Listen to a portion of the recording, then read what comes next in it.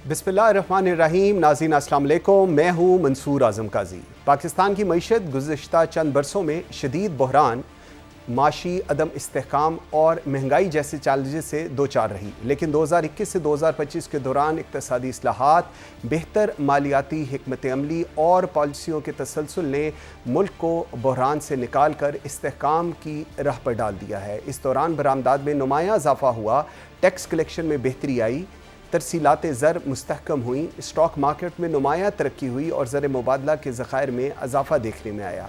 महंगाई की शरह जो 2023 में 29.2 तक जा पहुंची थी, 2025 में कम होकर 1.5 पर आ गई है, जिससे आवाम को रिलीफ मिला। करंट अकाउंट खसारा जो 2022 में 17.5 बिलियन डॉलर था, 2025 में सरप्लस में बदल गया है, जिससे मईशत पर बैरूनी कर्ज़ों का दबाव कम हुआ है। पाकिस्तान की मईशत 2021 से 2025 के दरमियान बहरान से इस्तेहकाम की जानिब नुमाया पेशरफ्त की है। कलीदी मौशी इशारिये काबिल ज़िक्र बेहतरी को ज़ाहिर करते हैं। इस तमाम तो सूरत हाल पर बात करने के लिए मुझे ज्वाइन किया है डॉक्टर आबिद क़य्यूम सुलहरी और डॉक्टर इकरामुल हक ने। आप दोनों माहिर माशियात हैं और पाकिस्तान की माशी सूरत हाल पर गहरी नज़र रखते हैं। बहुत शुक्रिया आप दोनों के टाइम देने का। Doctor Abid Qayyum Sulehri, let me start with you. Sir, ये जो मैंने एक सिनॉप्सिस दिया है, इसके ऊपर मैं आपका और डॉक्टर इकरामुल हक का ज़रा व्यू चाहूँगा, उसके बाद we'll take it from there. Doctor Abid Qayyum Sulehri sahab. जी, बहुत शुक्रिया। जब भी हम मुईशत की बात करते हैं तो दो तरह के उसमें इंडिकेटर्स आते हैं। एक जो अभी आपने गिनवाए, दूसरे जिनको के अवाम के साथ ज़्यादा मुंसलिक किया जाता है, क़ुव्वत ख़रीद, रोज़गार का मौके पैदा होना या जो उनकी पर कैपिटा इनकम वगैरह है। लेकिन अगर हम बड़े इशारियों की बात करें तो कोई शक नहीं कि पिछले 2 सालों में पाकिस्तान की मुईशत में बेहतरी देखने में मिली। अगर हम 2 साल पहले की बात करें तो एक स्टेज ऐसी भी थी कि पाकिस्तान बिल्कुल दिवालिया होने के करीब था। उसके बाद उस वक्त की जो पीडीएम गवर्नमेंट थी, उस वक्त भी इत्तफाकन मियां शहबाज शरीफ वज़ीर आज़म थे, जिन्होंने कि IMF की चीफ के साथ डायरेक्ट नेगोशिएशन की, एक स्टैंड बाई एग्रीमेंट लिया, जो कि 3 हुकूमतों ने जिसको पूरा किया। और उसके बाद से जो फॉरेन एक्सचेंज रिजर्व्स में बेहतरी का सिलसिला शुरू हुआ, इंटरेस्ट रेट में जो कमी आई, अभी भी कीमतों में इजाफा हो रहा है, लेकिन जो उस इजाफे की रफ्तार है, उसकी शरह है, उसमें कमी का आना, टैक्स रेवेन्यू का बढ़ना, तो ये सारे काफ़ी पॉजिटिव इंडिकेटर्स हैं जो कि मुईशत की जो मैक्रो इकॉनमी है, जो बड़े बड़े इंडिकेटर्स हैं, उनके मुस्तहकम होने की बात कर रही है। उसका असर जो है वो अवाम तक कैसे पहुंचेगा, उसके समरात अवाम तक कैसे पहुंचेंगे, आई एम श्योर कि आप उसको दूसरे राउंड में डिस्कस कर रहे होंगे। लेकिन मैं आपसे मुत्तफिक हूँ कि इस वक्त मैक्रो इकॉनमी जो है वो बेहतर हालत में है, अगर हम इसको 2 साल पहले की मैक्रो इकॉनमी से कंपेयर करें। Doctor Ikramul Haq sir, your take on this synopsis जो मैंने पेश किया था। जी, ज़ाहिर है कि जब हम IMF के प्रोग्राम में गए थे तो बड़ा मसला तो स्टेबलाइजेशन का ही था, क्योंकि जो हमारे इशारिये थे वो काफ़ी ख़राब थे। फ्लक्चुएशन जो हो रही थी एक्सचेंज रेट में बहुत ज़्यादा थी, स्टेबिलिटी नाम की नहीं थी, काफ़ी मुश्किलात थी हुकूमत को। मेरा ख़्याल है कि पहला मरहला बड़ी कामयाबी से हल किया है और आपने सही नंबर जो है वो प्रोजेक्ट किए हैं कि कम से कम उस जो स्टेबलाइजेशन का, ज़ाहिर है कि आप IMF के पास तो उसी वक्त जाते हैं जब आप ICU में होते हैं, तो पहला मरहला तो फिर यही होता है कि आप इकॉनमी को या उसको मरीज समझ के स्टेबलाइज कर रहा। तो स्टेबलाइजेशन का प्रोसेस बहुत अहम होता है, क्योंकि जाहिर है कि आप एक प्रिकेरियस कंडीशन में होते हैं और स्टेबलाइजेशन के बगैर आगे नहीं बढ़ सकते।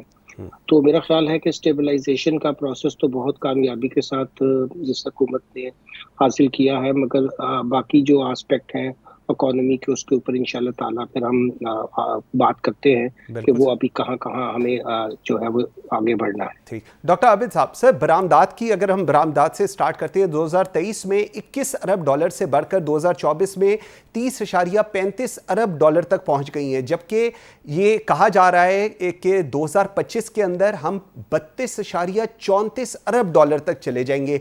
सर, इसके लिए जो ग्राउंड वर्क है उसको आप कैसे देख रहे हैं? हुकूमत क्या उस लेवल के ऊपर काम कर रही है? क्या प्रोसेसेस ठीक हैं कि हम लोग अपनी बरामदात को इस हद तक इंक्रीज कर लेंगे? जी देखिए, बरामदात में भी थोड़ा सा देखना पड़ेगा कि हमारे बरामदात का मेजर जुज़्व जो है वो क्या होता है, अगर हमारी बरामदात जो है वो 25 की बात हम कर रहे हैं, अगर बरामदात जो है वो लार्ज स्केल मैन्युफैक्चरिंग है, तो लार्ज स्केल मैन्युफैक्चरिंग यानी बड़ी सनतें जो हैं वो इस वक्त उनकी ग्रोथ कोई हौसला अफजा नहीं बल्कि वो मनफी में है।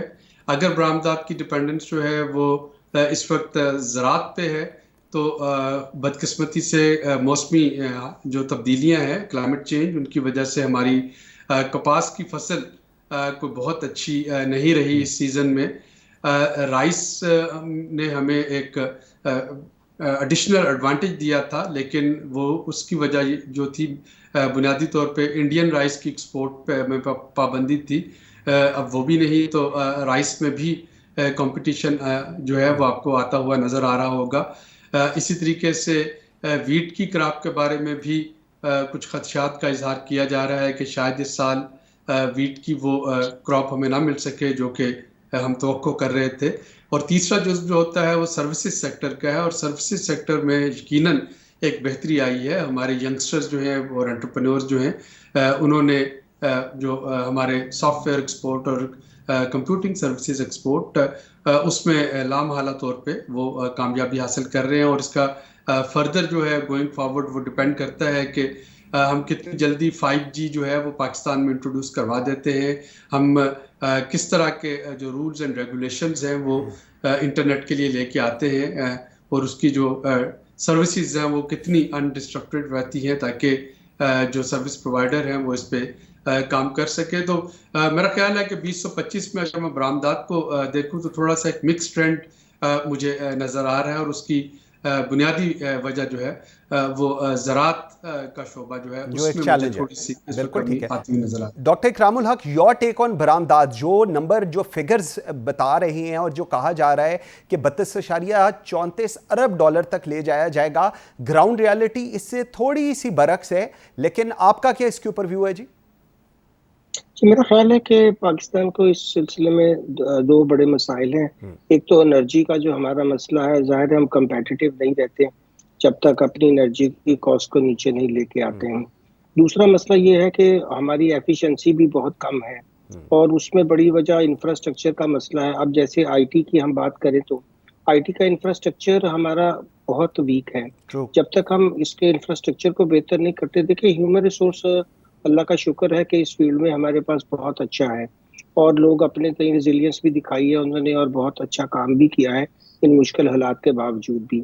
ये एक ऐसा एरिया है जहां पाकिस्तान को मेहनत करने की अब जरूरत है, क्योंकि कन्वेंशनल टेक्सटाइल सेक्टर्स के उससे निकल कर हमें अब थोड़ा सा वैल्यू एडिशन की तरफ, और ख़ास तौर पर जो नई दुनिया की रियलिटीज़ हैं जिसमें ICT सर्विसेज का बहुत अमल दखल है, उस पर बहुत काम करने की जरूरत है। और यही वो एरिया जिससे शायद हम लीप फ्रॉग भी कर सकेंगे, वरना अगर रवायती तरीके से हम चले तो फिर ये जो नंबर हमारे ज़हन में है और जिसका जिक्र उड़ान में भी है वो मुश्किल होगा। जाहिर है कि हमें अपना टारगेट तो हाई रखना चाहिए, मगर फिर उसको अचीव करने के लिए जो ज़रूरी लवाजमात हैं उनको भी पूरा करना चाहिए। बिल्कुल सही। डॉक्टर आबिद साहब, FBR टैक्स कलेक्शन 2020-21 में 4.745 खरब रुपए थी, जो बढ़ के 2023-24 के अंदर 9.252 खरब हो गई, और अब ये कहा जा रहा है कि जी 2024-25 में 12.97 खरब रुपए का हदफ है। सर, इसके ऊपर एक बहुत बड़ा सवालिया निशान ये है कि ये जब टैक्स कलेक्शन की हम बात करते हैं, FBR की एंड ऑल दैट, ये again and again tax payer जो ऑलरेडी टैक्स ब्रैकेट के अंदर हैं, जो ऑलरेडी सैलरीड क्लास हैं, उन्हीं से लिए जा रही हैं, उसको बढ़ाया नहीं जा रहा, या वो बढ़ नहीं पा रहा जिस तरह एक्सपेक्ट किया जा रहा था या जिस तरह के क्लेम किए जा रहे थे। Your take on that. जी, इसमें जो पॉजिटिव न्यूज़ है, गुड न्यूज़ है, वो तो ये है कि जो टैक्स रिकवरी है उसमें इजाफा हुआ, जैसे कि आपने नंबर्स बताए, ईयर टू ईयर बेसिस पे भी उसमें नुमाया इजाफा जो है वो नोट किया जा रहा है। लेकिन उसमें जो बुरी खबर है वो ये है कि अभी भी जो IMF के साथ हदफ तय हुआ है उससे हम बहुत पीछे हैं, और अगर यही ट्रेंड रहे तो अगले जो 3 माह बचते हैं इस प्रोग्राम के, शायद एक मेजर डेफिशिएंसी जो है वो आ रही होगी। और इस रिव्यू मिशन में जो कि आजकल हो रहा है, इसमें भी नहीं नंबर्स पे बात की जा रही है। इसकी वजह अगर हम देखते हैं तो वजह बहुत सादा सी हमें नज़र आती है। IMF के प्रोग्राम आफ्टर प्रोग्राम उसमें जिन चंद सेक्टर्स की तरफ इशारा किया गया कि उनको टैक्स रेट में लेके आया जाएगा, वो अभी तक उस तरीके से टैक्स नेट में शामिल नहीं हुए हैं। मेरी इशारा जो है वो रिटेल सेक्टर की तरफ है। मेरा इशारा जो है वो अभी भी रियल स्टेट सेक्टर गो के उस पर जो टैक्सेशन थी वो इम्पोज की गई, जिसकी वजह से कि पिछले साल से रियल स्टेट में तकरीबन एक स्लम्प आया हुआ है। लेकिन उसके बावजूद जो उसकी टैक्स एफिशिएंसी और जो टैक्स प्रोडक्टिविटी वहां पे लाई जा सकती थी उसको उस तरीके से इम्प्लीमेंट नहीं किया गया। इसी तरीके से एग्रीकल्चर टैक्स की गो के लेजिस्लेशन तो चारों सूबों ने कर ली और वो इम्प्लीमेंटेशन आज भी सवाल है, बिल्कुल सही कह रहे हैं, रोल आउट भी कर रहे होंगे, लेकिन वहां पे भी एक गैप जो है वो मौजूद है। तो आप जो एग्जिस्टिंग टैक्स पेयर्स हैं उन पे मजीद बोझ डाल के इस हदफ को पूरा नहीं कर सकते जब तक कि हम टैक्स नेट को एक्सपैंड ना करें। बिल्कुल सही है। अच्छा डॉक्टर इकरामुल्लाह, अगर तरसीलात की ज़र की बात करें सर, तो 2022-23 में 20.5 अरब डॉलर से बढ़कर माली साल 2023-24 में 28.78 अरब डॉलर तक हो गई है, जबकि माली साल 2024 और 25 में 30 अरब का हदफ या कहा गया है कि हम वहां तक पहुंचेंगे। सर ये कैसे मुमकिन होगा, जरा थोड़ा बताइएगा। जी, मेरा ख्याल है पाकिस्तान के जो भी लोग बाहर थे और भी बहुत ज़्यादा गए हैं, तो जाहिर है वो अब जो उनकी फैमिलीज यहाँ हैं उनके लिए वो होम रेमिटेंसेस में तो काफ़ी बेहतरी आई है। दूसरा कुछ हमने जो ऑनलाइन पोर्टल्स थे बैंकों ने उनको भी बेहतर किया है। तीसरा फैक्टर इसमें ये भी था कि बड़ी हवाला हुंडी के ऊपर भी काफ़ी हमने क्रैकडाउन किए हैं। इसमें काफ़ी अच्छे काम हुए हैं। मेरा ख्याल है कि इसमें हमें आने वाले दिनों में और भी बेहतरी मिलेगी। और वैसे भी अब जब से स्टेबलाइजेशन हुई है तो मार्केट के रेट में जो बहुत ज़्यादा फ्लक्चुएशन होती थी तो वो इतना इंसेंटिव भी नहीं रहता है। मगर जो टैक्सों का मामला है उस पर भी मैं ज़रूर कमेंट करना चाहूँगा कि देखिए बहुत हाई टैक्स रेट से इतनी लो यील्ड के साथ आप ना सिर्फ इकोनॉमी को तबाह कर रहे होते हैं बल्कि उससे एक बहुत बड़ा नुकसान ये भी होता है कि जो टैक्स बेस है वो बहुत बुरी तरीके से डिस्टॉर्ट होती हैं। अब मेरा ख्याल है कि पाकिस्तान में अब जो टैक्स रेट्स इस वक्त इतने हाई हैं ये भी एक बहुत बड़ी वजह है हमारे लो ग्रोथ ट्रैप के अंदर फंस जाने की। और जाहिर है कि स्टेबलाइजेशन के बाद हमें सोचना तो पड़ेगा कि क्या हम इतने हाई टैक्स रेट से आगे चल भी सकते हैं कि नहीं चल सकते हैं। अब बेस तो ब्रॉड नहीं हो रही है और टैक्सेस की शरह हम बढ़ाए जा रहे हैं, तो मेरा ख्याल है कि यहाँ सीरियस काम करने की जरूरत है।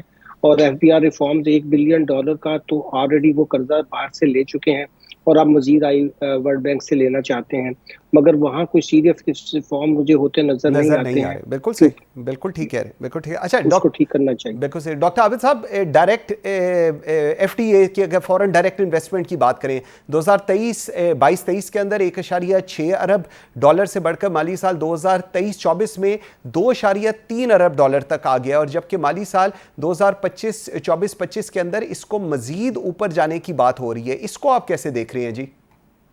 जी, ये यकीनन ये एक ऐसा अनटैप्ड शोबा है जिसमें बेपना पोटेंशियल मौजूद है। कुछ हमारी डोमेस्टिक और इंटरनल जो है पॉलिसीज और मजबूरियों उनकी वजह से और कुछ एक्सटर्नल जो हमारा परसेप्शन है उसकी वजह से इस पे कमा हकाहू जो इसको पोटेंशियल को टैप करना था वो नहीं किया जा रहा। ये इसमें जो एक फर्दर चीज़ जो ऐड होगी, अभी हाल ही में अमेरिका ने जो अपनी ट्रैवल एडवाइजरी इशू की उसमें जो बलूचिस्तान और KP को वो जो अलर्ट लेवल 4 पे ले गए हैं, बाकी पाकिस्तान अलर्ट लेवल 3 पे है। अगर इस तरह के, और उसकी बुनियादी वजह जो है वो KP और बलूचिस्तान में जो फितनाल ख्वारिज है उनकी कार्रवाइयाँ हैं जो कि बढ़ती चली जा रही हैं।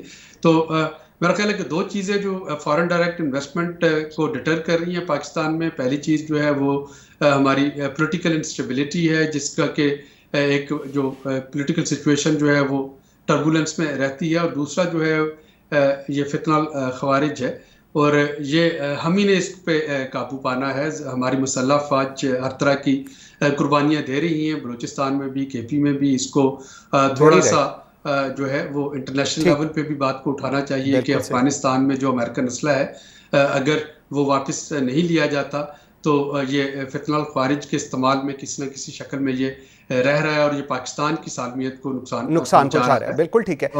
डॉक्टर इकराम साहब, मेरे पास लास्ट 30 सेकंड है सर। KSE की, अगर KSE 100 की बात करें, हमने देखा है कि वो काफ़ी इंक्रीज की तरफ गया है, इंटरेस्ट रेट भी नीचे आए हैं, ऑब्वियसली पैसे अब स्टॉक के अंदर जा रहे हैं। इसके ऊपर आपका क्या व्यू है जी? जाहिर है कि वहाँ तो कोई 3-1 लाख, 3.25 लाख लोग ही पाकिस्तानी काम करते हैं, ठीक है। इसका बहुत अच्छी बात है कि वहाँ कॉन्फिडेंस बढ़ रहा है और हमें इसके ऊपर इत्मीनान का इजहार भी करना चाहिए। मगर जल्दी से जो हमें चीज़ें नहीं हमने जिक्र की कि अब हमारा जो इस वक्त रोजगार का वो शरह 10% से बढ़ रही है और जी लोगों की जो क़ुव्वत ख़रीद है वो भी बहुत कम हो चुकी है। तो इन मामलात की तरफ भी हुकूमत को अब तवज्जो देनी चाहिए, क्योंकि फिर स्टेबलाइजेशन के बाद आप जाहिर है इकोनॉमिक सिर्फ नंबर्स तो नहीं है, लोगों की भी तो उसमें एग्जैक्टली देखभाल बहुत ज़रूरी होती है। तो मेरा ख्याल है कि इस तरफ भी अब हमें तवज्जो देनी होगी। बिल्कुल ठीक है। डॉक्टर इकरामुल हक साहब, बहुत शुक्रिया आपके टाइम देने का। Doctor Abid Qayyum Suleri sahab, very grateful for your time ji. नाज़रीन, एक ब्रेक लेते हैं जी, ब्रेक से वापस आते हैं तो ज़रा सियासी मंजरनामे के ऊपर बात करेंगे, मेरे साथ रहिएगा। Welcome back after the break ji. नाज़रीन, खैबर पख्तूनख्वा के ज़िले स्वाबी में एक इंतहाई दिलखराश और अफसोसनाक वाक़या पेश आया है, जहाँ जमात इस्लामी खैबर पख्तूनख्वा के साबिक अमीर और सेनेटर मुश्ताक अहमद ख़ान के बड़े भाई शकील अहमद ख़ान को उनके घर के सामने बेदर्दी से गोलियों का निशाना बनाकर कत्ल कर दिया गया। इन्ना लिल्लाहि व इन्ना इलैहि राजिऊन। पुलिस के मुताबिक वाक़े में मुलव्वस मुलज़िम नशे का आदी और जहनी मरीज़ भी है, जिसकी गिरफ़्तारी जल्द मुतवक्को है। इस साने पर सेनेटर मुश्ताक अहमद ख़ान समेत मुख्तलिफ़ सियासी व समाजी शख्सियात ने शदीद दुख और अफसोस का इजहार किया है, जबकि हुकूमत की जानिब से कातिल को जल्द इंसाफ के कटहरे में लाने की यकीन दहानी भी कराई गई है। नाज़रीन, क्या वज़ारत दाखिला को 3.5 हिस्सों में बांटना गुड गवर्नेंस का सबूत है? क्या हुकूमत में इतनी सख्त नहीं कि एक वज़ीर पूरा महकमा चला सके? मोहसिन नकवी वज़ीर दाखिला, परवेज़ खटक मशीर दाखिला, तलाल चौधरी वज़ीर मुमलकत दाखिला और ज़ेब हसन मशीर दाखिला कबायली इलाका जात। इससे ज़्यादा वज़ारतों की क्या अहलियत हो सकती है? परवेज़ खटक की तैनाती क्या खैबर पख्तूनख्वा हुकूमत पर सियासी हमले की कोशिश है? क्या इन्हें बानी PTI के असर रसूख को तोड़ने और PTI का फॉरवर्ड ब्लॉक बनाने के लिए रखा गया है? इख्तियार वली खान जैसे लीगी परवेज़ खटक की वजारत पर खुलकर मुखालफत कर रहे हैं। क्या ये नून लीग के अंदर एक बड़ा तूफ़ान का पेश खामा है?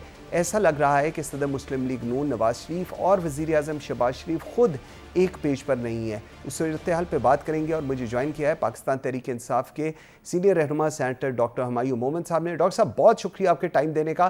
डॉक्टर साहब, सबसे पहले मुझे ये समझाएं कि ये वज़ारत दाखिला जो है, ये पहले मोहसिन नकवी साहब चला रहे थे, अब उनके साथ 2.5 अदद लोग और ऐड कर दिए गए हैं। मकसद क्या है वज़ारत दाखिला को इस हद तक ओवरलोड करना विद मिनिस्टर्स? बिस्मिल्लाहिर्रहमानिर्रहीम, इय्याका नअबुदु व इय्याका नस्तईन। देखिए, मेरी नज़र में आप जब भी मिनिस्टर्स ऐड करते हैं तो उसकी वजह ये होती है कि एक नॉर्मली एक आदमी के ऊपर 3-3, 4-4 मिनिस्ट्रीज होती हैं, तो आप उनको ऐड कर लेते हैं ताकि for the sake of governance एक आदमी के ऊपर ज़्यादा बोझ ना पड़े।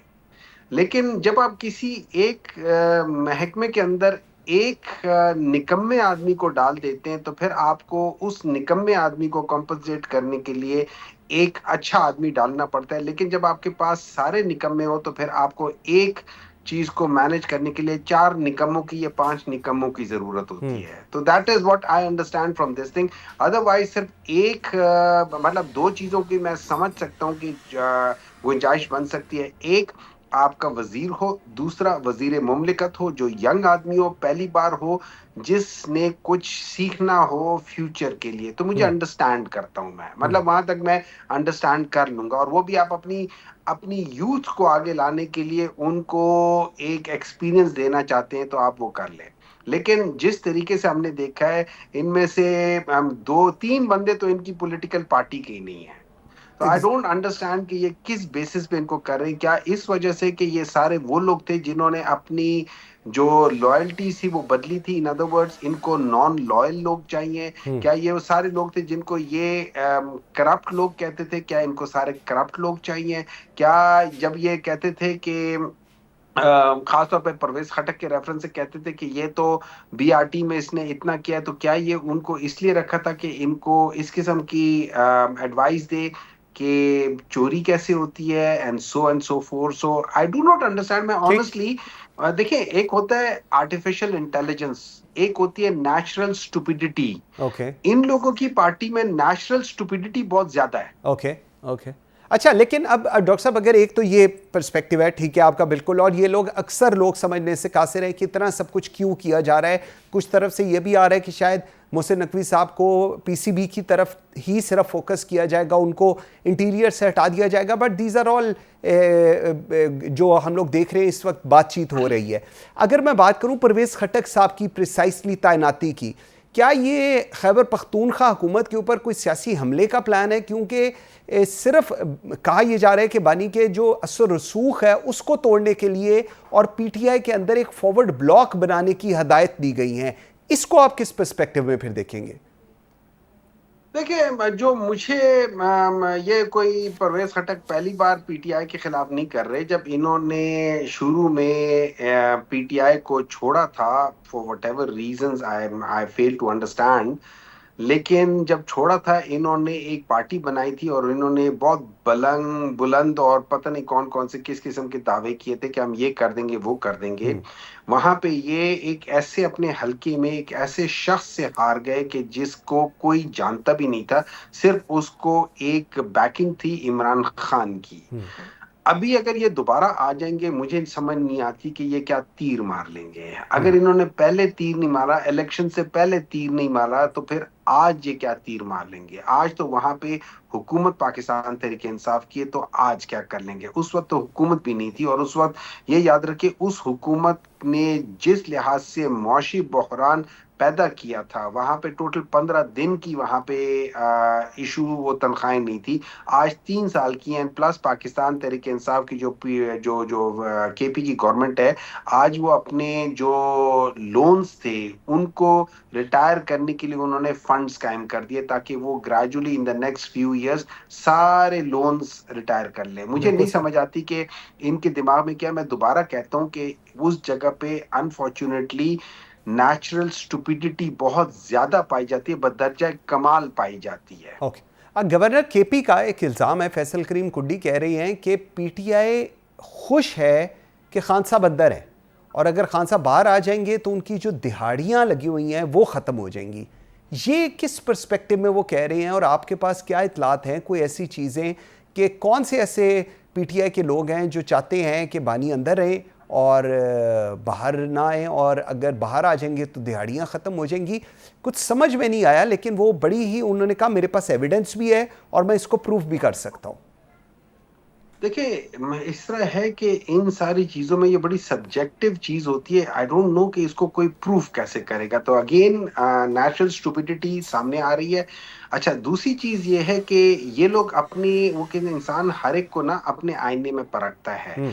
इन लोगों के साथ जिस तरीके से इनके लीडर रहे हैं, वो अपने पुराने लीडरान की चीजों को यूज करके एब्यूज करके आज तक यहाँ है। मैंने अपनी जिंदगी में मैं थोड़ा सा पॉलिटिकल हिस्ट्री पाकिस्तान की देखता हूँ। आपको आसिफ अली जरदारी साहब जैसे बेतहाशा लीडर मिल जाएंगे कि जो कभी इस किस्म का है जिसने अपने बीवी को इस्तेमाल किया है या अपने ससुर के नाम को इस्तेमाल किया है, अपनी कोई स्टैंडिंग नहीं है लेकिन किसी के नाम को इस्तेमाल करके आगे चल रहे हैं। मुझे नवाज शरीफ साहब जैसे बहुत सारे मिल जाएंगे कि जो जेल में जाते साथ ही बीमार हो जाते हैं, अपने एस्टैब्लिशमेंट के साथ डील करके 4-6 महीनों के अंदर अंदर बाहर चले जाते हैं, कभी ये करते कभी वो करते।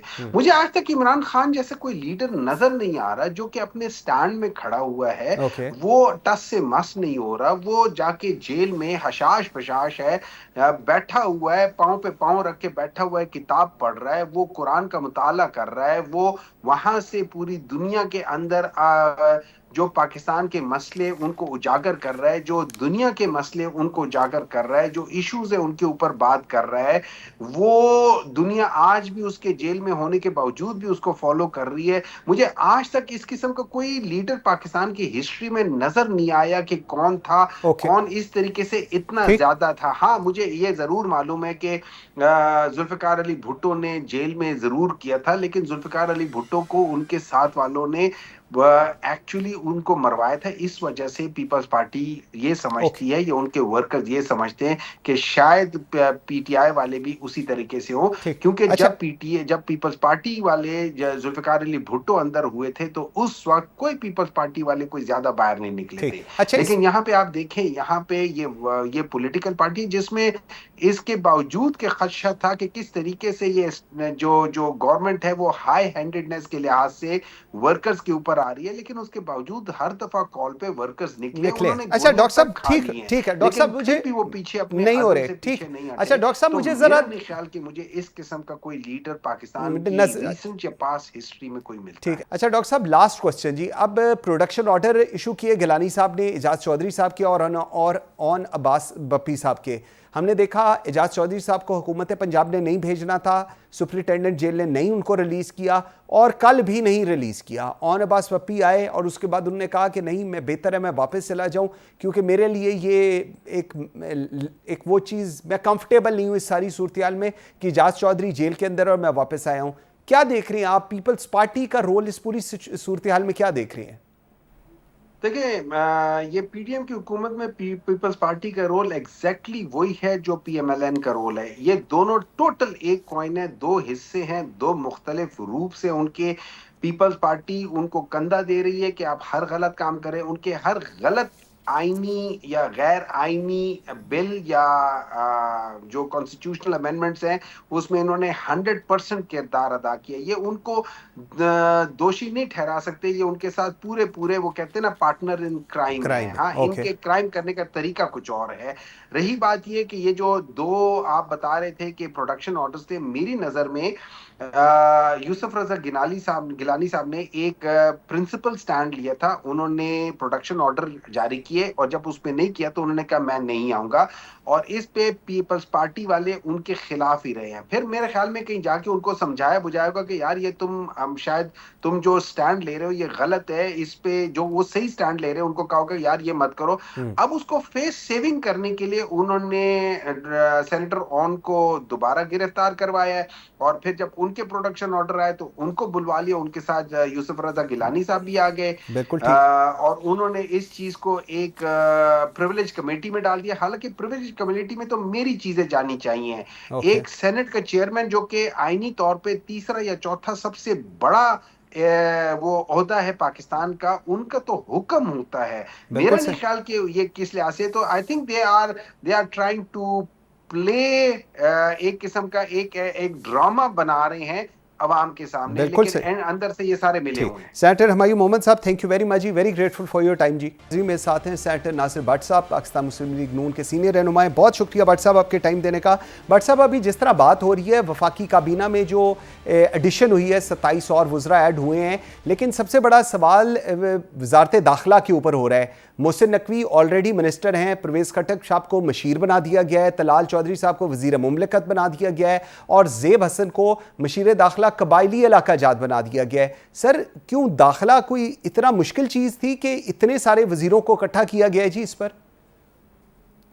बिस्मिल्लाहिर्रहमानिर्रहीम। देखें, अगर उसमें कोई हम एडिशन चीजें आती हैं तो आप उस पर भी खुश नहीं है, फिर आप कहते हैं जी मोहसिन नकवी साहब अकेले हैं जी, यही सारा कुछ कर रहे हैं। अब उनके साथ एक टीम है। देखें, जितनी दहशतगर्दी है या जितने हालात है ना ये बॉर्डर्स पे सबके, तो अगर ये उनके साथ और टीम शामिल किए गए तो ये अच्छी बात है। लेकिन अब आप देखें कि एक साल में पाकिस्तान को डिफॉल्ट से बचा के हम माशाल्लाह सारी सियासी जमातें, पीएम साहब का विजन था, कामयाब हुए।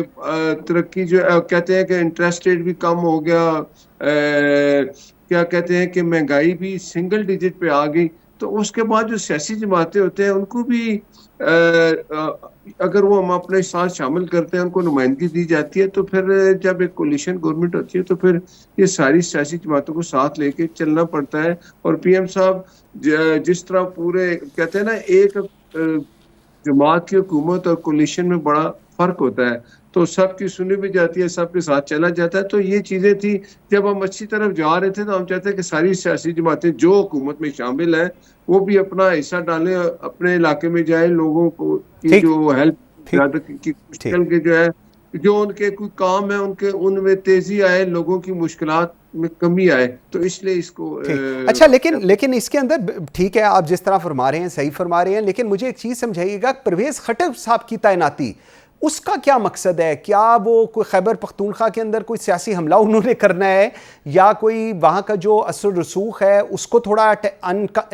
उसको लेस करना है, या कोई फॉरवर्ड ब्लॉक का उन्होंने वादा किया है? क्योंकि परवेज़ खट्टक साहब की जो एडिशन है इस कैबिनेट के अंदर, उसकी समझ में नहीं आ रही कि वो क्यों है। देखें, जब आप देखें परवेज खट्टक साहब जिस सियासी जमात के साथ रहे, उसके वज़ीर आला भी रहे, उनको अगर समझ आ गई कि इमरान के साथ रह के हमने पाकिस्तान की मुश्किलात में इजाफा किया, उनके साथ रह के अगर परवेज खट्टक साहब ने सोचा कि मैं गलत समझा रहा था, अगर वो रियलाइज करके वापस आ रहे हैं, ये एक मैसेज है KPK के लोगों के लिए कि एक उसका वज़ीर आला उसको छोड़ गया, और वो अगर जो सियासी जमातें जो हुकूमत मुल्क को बेहतरी की तरफ ले जा रही है उसमें वो शामिल हुए हैं और वो अपना हिस्सा डाल रहे हैं, तो जो हालात है इस वक्त हमें चाहिए कि हम वो लोग जो पाकिस्तान की बेहतरी में हिस्सा डालते हैं, उनकी अगर कोई ख्वाहिश है कि वो अपने तजर्बे से पाकिस्तान की बेहतरी के लिए साथ शामिल होते हैं, तो हमें शामिल होना चाहिए। ये लम्हा फिक्रिया इमरान खान के लिए है कि उसके दोस्त, उसके जो साथी उसको छोड़ गए हैं, इसका मतलब है इमरान खान गलत रास्ते पे जा रहा था, तो उसको छोड़ के चले गए, इस जमात में आ गए, तो हमने तो अप्रिशिएट किया, कोई बात नहीं, आना चाहिए। ये नहीं होना चाहिए कि ये जब खुद हुकूमत में तो कहता है मैं तो किसी से बात ही नहीं करता, मैं किसी को मिलता ही नहीं, मैं ही सारा कुछ हूँ। अभी भी आप देखें कि वो अपनी जमात को इकट्ठा नहीं कर सकता, उनमें कितनी लड़ाई है, सब कुछ है। तो ये सोच जो है बदलनी चाहिए, इमरान को बदलनी पड़ेगी और वो उसको ये रियलाइज करना पड़ेगा कि जिन रास्तों पे वो 4-3 साल पहले रहा है, वो रास्ते पाकिस्तान की बेहतरी के लिए नहीं है, उसको बाकी लोगों के साथ मिलकर ही पाकिस्तान की बेहतरी के लिए साथ आना पड़ेगा। लेकिन अभी तक इमरान खान के दिल में है कि मैं वही बंदा हूँ जो मुझे लेके आएगा, बाजवा मुझे फैज लेके आया था, मुझे लेकिन भाई साहब, बिल्कुल आप जिस तरह कह रहे हैं ठीक बता रहे हैं, लेकिन इसके अंदर एक सूरत हाल है। सूरत हाल सिचुएशन ये है कि परवेज़ खट्टक का एक हिस्ट्री है, और परवेज़ खट्टक साहब ने जो कुछ नून लीग के बारे में और आप लोगों ने जो परवेज़ खट्टक साहब के बारे में कहा था वो भी ऑन रिकॉर्ड है। खैर, इसको मैं थोड़ा सा आगे लेकर चलता हूँ। गिलानी साहब चेयरमैन सेनेट हैं, उन्होंने इजाज़ चौधरी साहब और ऑन अब्बास के प्रोडक्शन ऑर्डर्स इशू किए। एजाज चौधरी साहब को कल की तारीख तक नहीं लाया गया, पंजाब हुकूमत नहीं लाने दे रही। आप खुद सेनेटर हैं, अभी सेनेटर हुमायूं मोहम्मद से भी ये बात हो रही थी। ऑन अब्बास को लेकर आया गया, फिर ऑन अब्बास वापस खुद चले गए कि मैं इस तरह नहीं आना चाहूँगा। अगर एजाज चौधरी जेल के अंदर हैं और उनको चेयरमैन सेनेट के प्रोडक्शन ऑर्डर्स के बावजूद नहीं लाया जा रहा, क्यों नहीं प्रोवाइड कर रही हुकूमत पंजाब एजाज चौधरी साहब को सेनेट के अंदर? देखें, कल मैं उधर एजाज चौधरी साहब की मैं बात नहीं, लेकिन ओन चौधरी ओन अब्बास आए, और मैं कल से अपना सेनेट का माहौल बहुत अच्छा था, उन्होंने खुद अप्रिशिएट किया और अपोजिशन ने भी किया। देखिए, बात यह है कि जो पिछली तारीख है ना, वो बड़ी तल्ख है। जब इमरान खान की हुकूमत थी और वो क्या करता था, वो तो आप देखें किसी अपोजिशन के लोगों से बात करना भी गवारा नहीं करता था। तो अगर ये एक अच्छा माहौल हुआ है, मैं कहता हूँ चेयरमैन सेनेट साहब ने अगर एक स्टेप लिया है कि ठीक है, मैं अगर 2 लोगों के मैंने उनके ऑर्डर किए कि उनको लेके आए, तो हो सकता है कि एजाज चौधरी साहब अगले जो उसमें आ जाएंगे। लेकिन बात यह कि ये तारीख भी हमें बताती है कि जो पहले हुकूमत थी इमरान खान की, और वो अपोजिशन लोगों को कुछ समझता ही नहीं था। अब तो फिर एक अच्छी बात है कि हम ये चाहते हैं कि हम अच्छे रास्ते की तरफ जाएं। हुकूमत और अपोजिशन बैठे एक पाकिस्तान जिस हालत में है, वक्त ऐसा है कि हमें इकट्ठा होना चाहिए, और ये अच्छी बात है। मैं कहता हूँ कि ओन चौधरी फिर मैं ओन चौधरी का उन्होंने बड़ी तारीफ की। अगर आप वो सुने तो उन्होंने हुकूमत की भी तारीफ की कि उन्होंने मुझे बुलाया, बड़ी अप्रिशिएट किया। और मेरा ख्याल है कि आप देखेंगे जो आने वाले दिनों में हम देखेंगे कि एजाज चौधरी साहब भी आएंगे। सेनेटर नासिर भट्ट साहब, थैंक यू वेरी मच जी, बहुत शुक्रिया आपके टाइम देने का जी।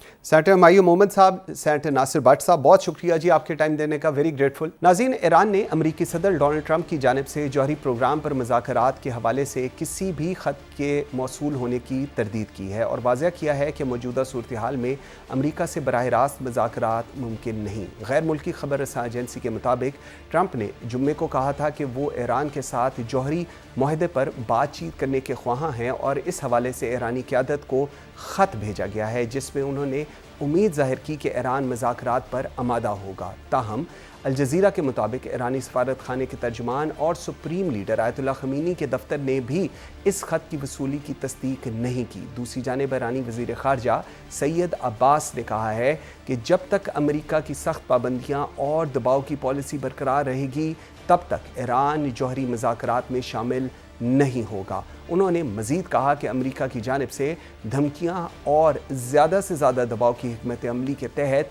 किसी भी बराह रास्त बातचीत का इम्कान नहीं है। वाज़ह रहे, ट्रंप इंतज़ामिया ने सदारत संभालने के बाद ईरान में मुतअद्दद पाबंदियाँ आयद की हैं जिनमें तेल के नेटवर्क पर लगाई गई सख्त पाबंदियाँ भी शामिल हैं। नाज़रीन, मुझे मंसूर आज़म काजी को इजाज़त दीजिए। अल्लाह हाफ़िज़।